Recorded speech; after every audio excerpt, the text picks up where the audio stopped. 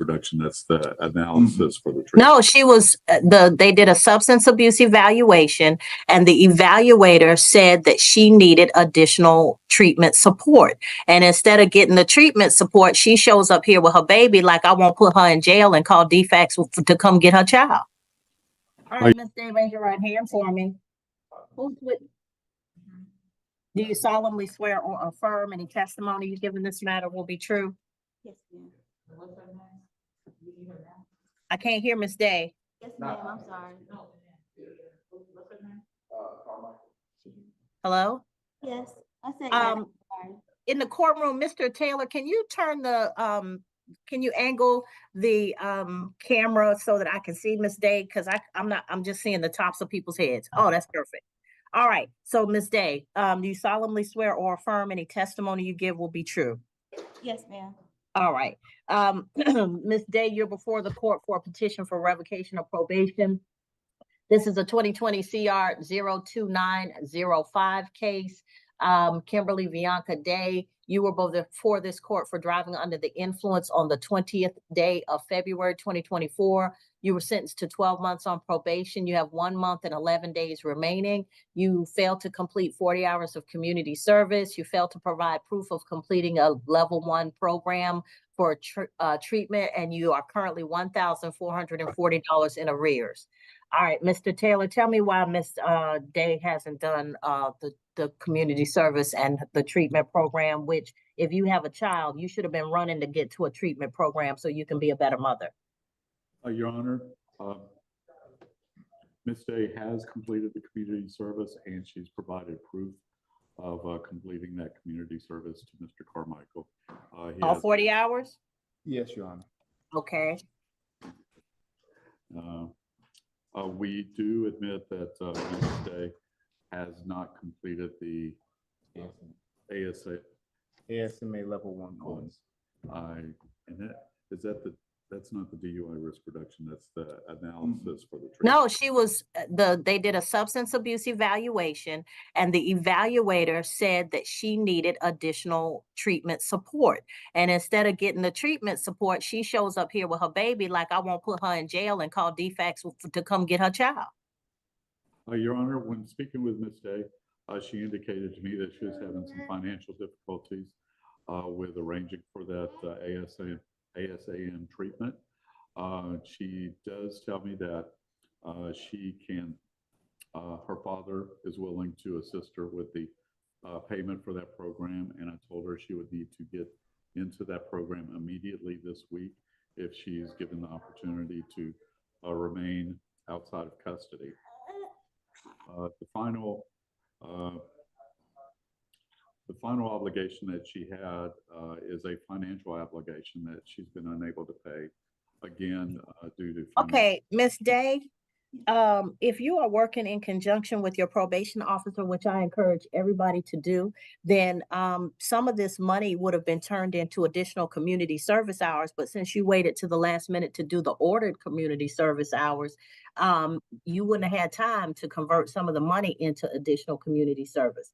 And I'm not sure if you were having financial problems, you knew you were having financial problems 11 months ago. 10 months ago, while we wait until the last minute to come in and say, I can't do the recommended treatment. So not everybody gets a recommendation for a treatment level. That means you actually need it. They've done an assessment and you are a risk to people. Therefore, they've required you to go to treatment. You can roll your eyes if you want to, but you have a baby. So think about the fact that you put people's lives in jeopardy when you drove drunk the first time. And now they've recommended that you need additional treatment support. But instead of doing that, you come in here sporting your baby like she's some badge that, like I said, will keep me from putting you in jail. Ma'am, I'm a judge today. I'm a mama when I get home. So no, Mr. Taylor, I need to hear from her why we slacking on doing what we need to do. Because they have recognized that she got a problem. Ms. Day? Yes, ma'am. Are you asking, which part are we asking? I'm asking why you before the court not having done what you know you needed to do. Just been struggling. I'm sorry. No, ma'am, no. No, everybody's struggling. No, everybody's struggling. So tell me why you couldn't go to counseling over 10 months. Miss, let me just tell you something. oh. You can go do, like, tell somebody, look, I'll help you organize your closets, pay me $50. I'll help you clean out your garage, pay me $50. You can make money in a myriad number of ways. You have been eating and surviving and moving through life for the last 10 months, but you haven't been prioritizing what I told you to do. If somebody tells you you need therapy, it's because you need therapy. Yes, ma'am. Sorry, the screen went out. Because if I remember correctly, you were the one who was coming from brunch with your girls and got picked up. Am I mistaken? Yes, ma'am. Which situation was this? I was leaving my job. You was drinking and leaving your job. Oh, okay. That's even worse. Well, no, that was working in the restaurant industry. I stay away from that area now, which is an easy job to get, but I don't want to go back to that lifestyle. I get that, but even saying that sentence tells me you recognize you got a problem, but you waited 11 months and still didn't go to therapy. Well, I paid for the class, but I didn't know I had 30 days after I spoke to the lady to go to the therapy, and that also costs too, I believe. And by the time I set up my appointment, he read the paper. Did you ask questions? No, I didn't know I had. Miss Day, let me just stop you there. How old is your child? She's 1. Is she the only child you got? No, I have another boy. So you have 2 children, and you know you're facing jail if I decide to put you back in jail, but you go 11 months without asking questions about what's going to keep you out of jail. Come on now. As a mama, you thought you would come in here and Judge Hayward's going to be nice and I'm going to bring my baby and she won't put me in jail. Instead of you have a probation officer that you could have asked all these questions of over the course of the last 11 months, but you sign up for stuff, but you don't get full information about it. You have a probation officer, but you don't ask questions. Every probation officer in Clayton County knows what I prioritize, but you don't ask questions. Yes, that's my mistake. You can't afford to make those mistakes. You got 2 people who are dependent upon you. You can't afford to make those mistakes. Who doesn't ask questions about something that's vital to their livelihood?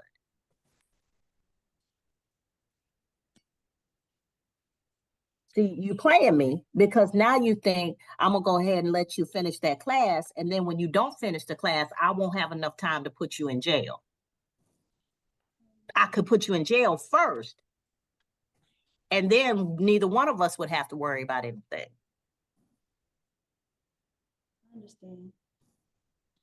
I don't think you do. I don't think you do. Because if you understood, you'd have made arrangements for that baby before you brought her up in here. I tried. Everybody went back to school and work. I drove all the way from Virginia, got here last night. I ain't have nobody else to keep her. Everybody went back. You did what? I said I drove from Virginia last night. I didn't have anyone to keep her. Everybody back to college. Who drove from Virginia? Me, that's where I currently reside. Mr. Taylor, doesn't a DUI suspend your license? Yes, Your Honor. Does she have it back? I haven't inquired as to whether she has it back. It is possible she may have obtained a special permissions license that would allow her to drive to work and to school and to hospitals. But Mr. Taylor, talk to her. Let's verify she got a license before I go any further with her. Yes, Your Honor. I did my All right, yeah, y'all talk offline before we have to go any further on this. All right, Ms. Day, come on back up.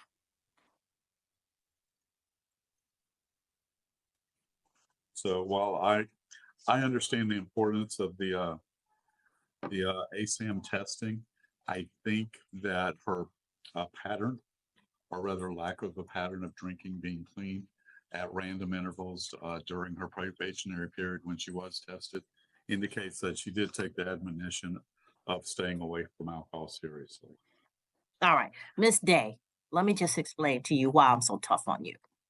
First of all, it's alcohol, and I don't want anybody's life impacted by a drinking driver. Okay, number one. But number two, if you, the studies have shown the health and welfare of a child depends more on the mother, even in a two-parent home where it's stable and both parents are you married, you both got good jobs, all of that. The health and welfare of a child depends more on the mother's stability and well-being than anything else. You got me? If you're stable and doing well, your kids are going to be stable and doing well. Even if you don't have all the money in the world, you're going to think your way through problems and you're going to make it happen for your children. So never pass up the opportunity to, if somebody in a black robe tells you you need to do X, Y, and Z, do X, Y, and Z. If you can't manage X, Y, and Z, ask questions. Your whole job is to make sure these little people grow up well. So if you don't ask questions, if you're not aggressive about making sure your situation is good, then they're just at the mercy of whatever happens to you. And I know life can be hard. Trust me, I was raised by a single mom. So I know some of the stuff that you're struggling with. But what I'm saying to you is you got to prioritize those things that are one, going to keep you with your children. And number two, going to move you forward. Now, let's talk about jobs. Where are you working? I'm working at a daycare, but. I can't hear you. I'm working at a daycare, so I could. Okay. So she gets daycare. So you're working there and okay, that's a good idea. Are you taking any classes? No. Where do you see yourself once she's in school? It's working. Okay, Miss Day, let me tell you something. I need you to sit down and come up with a plan. Okay? My mama got 2 degrees while I was a kid, like in school. What I want you to do is find the nearest community college to where you are and figure out what programs they have. Even if it's a trade or a technical school, that's even better sometimes because you come out as a business person. Find something that you can do that means that you're going to be in control of your life and making money for your children. You hear me? Because what I hear is somebody who's a little bit defeated. You are kind of down, like you just doing the minimum to get through. You're just doing what it takes to get from day to day to day. And you surviving. But what I want you to start thinking about is you have to thrive. So you got to have a plan. Every spiritual philosophy that I've ever heard of is that Christianity, Buddhism, everywhere, they all talk about how important it is to have a vision and to manifest things into your life. Plan those things, write those things down, speak those things into existence. So you have right now, you down. I get you. It's been a lot. But what I need you to do when you get back home and you safe in your house and your kids are asleep, you need to sit down at your table, get you a hot chocolate or some tea, and get you a notepad and start thinking about stuff you like to do, stuff you can make money at doing, stuff that's going to bring you into a career field, a trade, a business, something. And then the next step is to seek out how to find that resource. Okay? There are programs for working mothers.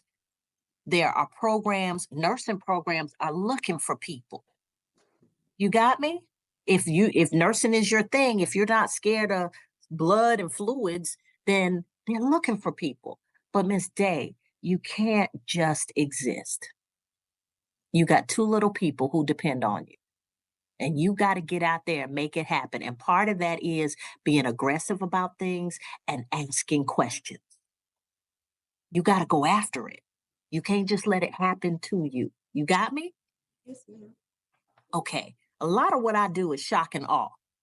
Because when I get you in here and I see that you're not acting like you acting like life is beating you down, I got to shock you. I got to get you back up. Okay. Yes, ma'am. All right. What's the recommendation, Mr. Carmichael? We basically recommend, wants to follow the recommendation that Mr. Taylor proposed earlier, and that she gets the ASMA level 1, enroll in that by the end of this week. Okay. As far as payments, I wanted to discuss that with you or discuss that with Mr. Taylor about a possible alternative. Whether we can, I'm not just pressed about payments right now. She's got a lot on her. Yes. I'd rather her complete the ASIM level 1s. And if she does that, I'm gonna be okay. Understood. But Miss Day, Yes, ma'am. recognize, like I said, it's not going to happen for you. Nobody's going to show up at your door and hand you a good job and $1 million. It's not going to happen. You're going to have to go get it. And I mean, that means in my lifetime, I've worked 2 jobs. I've had a full-time job and then a side hustle running around, notarizing loan documents, going like just driving all after in the evenings and stuff, working that extra. You've got to be willing to do that. You know, when I grew up, my mama, she was a police officer. She was taught at a daycare. That's where coming out. That was one of her first jobs. When she got me stable, she was working at a daycare, but she went back to school. So you've got to start a plan and start thinking about what you can do, because you can't just let life happen to you. All right. Yes, ma'am. All right. So we'll go, Miss. You're going to return to probation. You're going to sign up for your level 1 treatment program class by what's today? Today is Tuesday. By Monday morning, you need to have that completely signed up. Okay, and you need to go ahead and sign and complete that. Yes, ma'am. So by January 12th, sign up for your level 1 program and complete that. Thank All you. right, Miss Thank you. Day, I want the best for you and them babies, but I can't do that. I can't do the best for you. Only you can. Yes, ma'am. All right. So on your drive back, you play your good music and you let your mind roam free and just think about all the things that you want to have change in your life and where you see yourself and those babies in a year. Because your whole life can change in 12 months for the good or the bad. I want yours to change for the good. Thank you so much. All right. All right. I'm going to send that over, Mr. Carmichael. Thank you, Your Honor. Thank you. You're welcome. That's all of my cases, may I be excused? Yes, Mr. Carmichael. Thank you. Thank you as always, Your Honor.